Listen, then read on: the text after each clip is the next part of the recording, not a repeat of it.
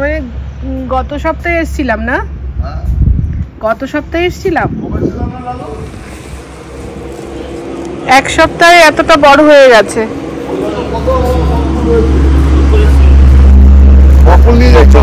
হ্যাঁ, ধনে পাতা তুলেছো? কত ভালো জানো? হ্যাঁ ওরে বাবা, কত বকফুল হয়েছে রে। বাহ বাহ, তোমার পিঠেও রয়েছে।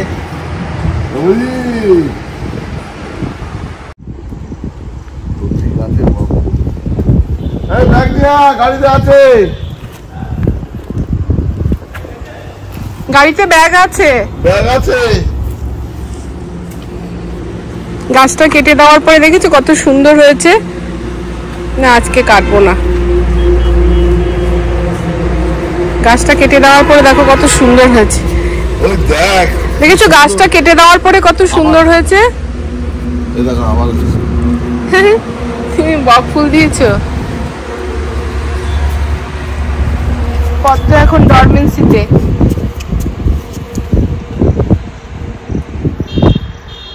লালু, তোর এখানে একদিন এসে থাকা হলো না আমাদের। খাট ফাট নিয়ে আয়। হ্যাঁ, পিকনিক করা দরকার। কিচেনটা বানিয়ে লিয়া বলে। হ্যাঁ, বানিয়ে। 9 ডিসেম্বর আবার এলাম। একটু দেখে নাও, এগুলোকে একরকম কি শাক যেন বললো আমাদের হেল্পিং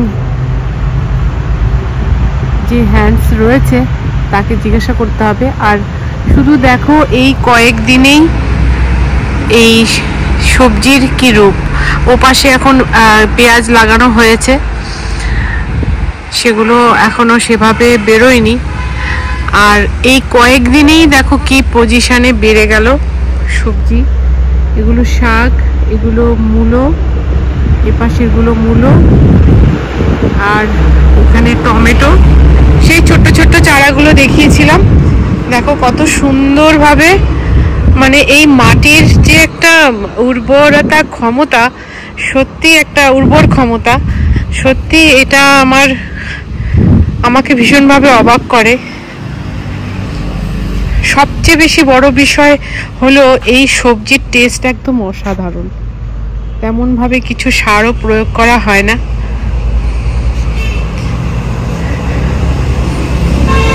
এপাশে রয়েছে পালং, এখানে পালং, মানে রোদের আলোতে অদ্ভুত একটা রূপ নিয়েছে।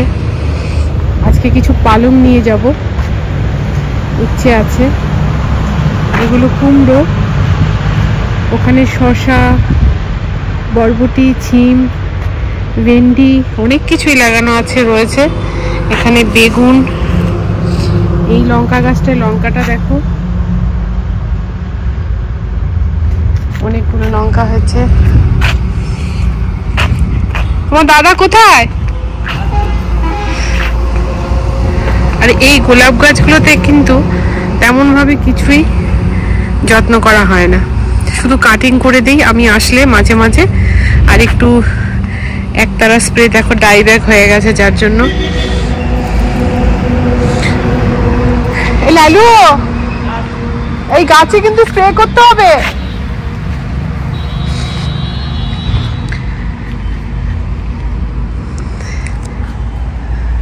পুরো দেখো এই ডাই ব্যাগ ধরে নিয়েছে, মানে এখানে।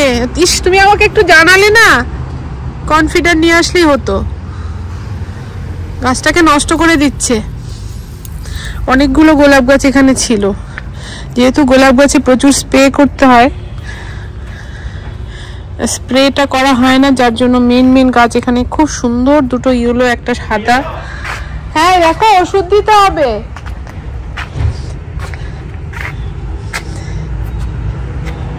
আর এই গাছটা থেকে যে আগাছাটা ছিল ওটা তুলেছো?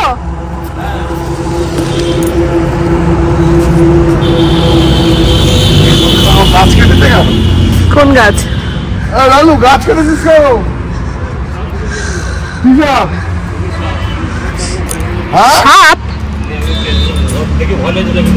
কি সাপ? আরে তো বাবা এসছে, তুই সাপ কাটলি? সাপটা আছে? কবে কেটেছো? আকন্দ গাছটা তো? আকন্দ গাছে সে কি সাপ ঢুকেছিল?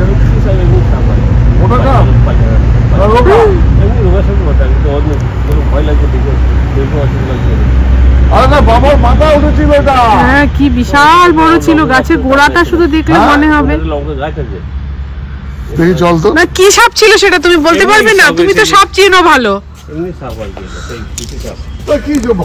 চন্দ্রভরা? চিচি? চিচি আবার কি সাপ? ও, ঘরকোনা সাপ। তাহলে তো তোমার পেয়ারা গাছটাকেও ছাড়তে হবে। এই তোমার পেয়ারা গাছটাকে তো ছাড়তে হবে, পেয়ারা গাছটা তো জঙ্গলের মতো হয়ে গেছে।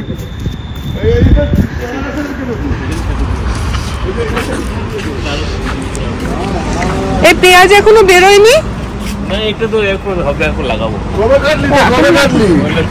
কি বড় মোটা দেখো গাছে।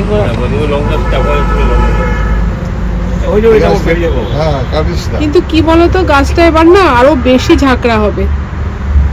এই যে তোমাদের এই আগাটা এতখানি কাটতে হতো, তাহলে ওপর থেকে আরে প্রথমেই তো ভুল হয়েছে। প্রথমে এই যে গোড়াটা এখানে কেটেছে, এটাই তো ভুল। এত অব্দি কাটতে হতো। এই এত অব্দি কাটলে ওখান থেকে গোড়া থেকে কেউ কাটে? আজকে এই বিষয়টা এই কারণেই তুলে ধরলাম, কেননা মাটিতে সার প্রয়োগ না করেও কত সুন্দর সবজি ফলানো যায় তারই একটা দৃষ্টান্ত। আর এখানে একেবারেই পরিত্যক্ত একটা জায়গা, কাজের জায়গা, কিন্তু আমরা এই জায়গাটাকে এভাবে ব্যবহার করছি। এত সবজি, এত ফলন, সব তো খাওয়া হয় না। আত্মীয় স্বজন, আশেপাশে যারা আছেন তাদের সবাইকেই মানে উপহার স্বরূপ দেওয়া হয়। আর মাটির এতটা সুন্দর উর্বর ক্ষমতা, মানে তা না দেখলে বোঝাই যায় না। চন্দনের মতো এই মাটি। আর এই যে বিলিতি ধনে পাতা আর এই বকফুল, আরও বড় একটা গাছ ছিল তারই চারা এই গাছ। আর এর মধ্যে তো প্রচুর অ্যান্টিঅক্সিডেন্ট রয়েছে, যার সত্যি যারা এগুলো খেয়ে থাকে তারা বুঝতে পারবে এর মূল্য কতটা। এবং এই সবজি এত পরিমাণে, আর এই কাঁচা হলুদের কথা কি বলবো, লঙ্কাগুলো একদম অসম্ভব টেস্টি। আর কাঁচা হলুদের কথা বলতে গিয়েই বলবো যে গাছ কিন্তু প্রায় নষ্ট। প্রায় 2 বছরের জন্যই রেখে দিয়েছি সেসব হলুদ, কেননা ওখানকার চাষিদের মতে 2 বছর যদি সেই হলুদ মাটির নিচে থাকে তারপর তার পরিপূর্ণ রূপ আসে এবং তার উপকারিতাও একদম অসম্ভব ভালো। আমরা জানি কাঁচা হলুদ কতটা উপকারী। এই ধরনের জীবাণুমুক্ত সবজি, ফল আমরা চাইলেই কিন্তু আমাদের বাড়ির একদম পরিত্যক্ত জমিতে একটু সময় ব্যয় করে লাগাতেই পারি। আর কারণবশত, যে কোনো কারণবশত সবজির যে পরিপূর্ণ রূপ সেই ভিডিওটা আমার ডিলিট হয়ে গেছে, যার জন্য এই যেতটুকু ছিল ততটুকুই তোমাদের সাথে ভাগ করে নিলাম। কেননা আমরা চাইলেই কিন্তু একদম জীবাণুমুক্ত, একেবারে সতেজ সবজি, যা আমাদের শরীরের জন্য ভীষণ ভালো। আর এই শিউলি ফুল গাছটার কথা কি বলবো, বহু বছরের পুরনো, সারা বছর ফুল থাকে। আর যখনই যাই, যদিও ফুলগুলো শুকনো থাকে, তবুও যেন একটা অন্যরকম প্রাপ্তি। আর এই বিষয়গুলো সত্যি আমার চ্যানেলে স্মৃতির খাতায় তুলে রাখতে আমার অসম্ভব একটা ভালো লাগা। আর এভাবে উপস্থাপন করছি তোমাদের জন্য। তোমরাও যেন তোমাদের আশেপাশের একেবারেই ছোটোখাটো, বড় বা বেশি, যে কোনো রকমের জায়গাকেই এভাবে ব্যবহার করতেই পারো। আর দেখো পালংগুলো, সত্যি এর একেবারেই অসাধারণ একটা স্বাদ। আর এই পেঁয়াজের কথা কি বলবো, এর তো কোনো বিকল্প কিছুই দেখতে পাচ্ছি না। রসুন, পেঁয়াজ, ছোট পেঁয়াজ যেগুলো ছাঁচি পেঁয়াজ বলি আমরা, সেই ধরনের কিছু চাষও হয়েছিল। গত বছর প্রায় 1 বছরের কাছাকাছি আমার স্টোরেজ করা ছিল এইসব পেঁয়াজ, আর সেটাই দেখাবো কিভাবে স্টোরেজ করে রাখতে হয় এইসব পেঁয়াজ। যদিও এবারের একেবারে তাপপ্রবাহে অনেক পেঁয়াজ নষ্ট হয়েছে, কিন্তু এর পিছনে কোনো প্রকার সার প্রয়োগ কিছুই নেই, শুধু লাগিয়ে রাখা। আর দেখো কিভাবে ওখানকার চাষিদের বুদ্ধি নিয়ে আমরা কিভাবে পেঁয়াজ স্টোরেজ করে রেখেছি। এখনও আছে সেই সব পেঁয়াজ, অনেককেই দেওয়া হয়েছে সেই উপহার স্বরূপ। একদম ভাগ করে নিলে অনেক কিছুর স্বাদ এমনিতেই বেড়ে যায় আমি মনে করি। আর এইসব বিষয়গুলোই তোমাদের সামনে তুলে ধরলাম আজকের ভিডিওতে। আর তোমরা সবাই দেখছো, সেটাও একটা অন্যরকম প্রাপ্তি। আর ছোট ছোট বিষয় জানি না কতদিন করতে পারবো, কিন্তু এর মধ্যে একটা আলাদা আনন্দ আছে। একটু কর্মব্যস্ত থাকা, তার মাঝেই এইভাবে প্রকৃতিকে আপন করে তার সাথে মিলেমিশে থাকা, এই ধরনেরই কিছু গল্প।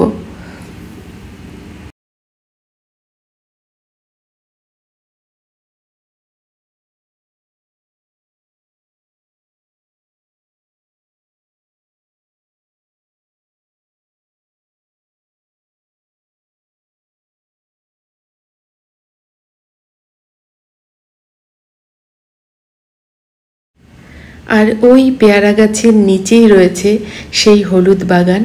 কোনো ভিডিওতে অবশ্যই শেয়ার করব কিভাবে হলুদগুলো আমরা তুলে সে তার থেকে কি পাই। যদিও পরীক্ষামূলকভাবে এবার কাঁচা হলুদ এভাবে লাগানো হয়েছে। আর এই কর্মকাণ্ড বছরের পর বছর আমাদের যতদিন এই কাজের জায়গা আমরা মেনটেন করছি, দেখভাল করছি, ততদিন অবধি চলছে। কিছু না কিছু তো চলছেই, সবজি ফল সব মিলিয়ে। আর এটুকুই তোমাদের কাছে বলার, অনেক কিছুই বলে ফেললাম, হয়তো অনেক ভুলভালও হতে পারে, ক্ষমা দৃষ্টিতে অবশ্যই দেখবে। আর সবাই ভালো থাকো, সুস্থ থাকো।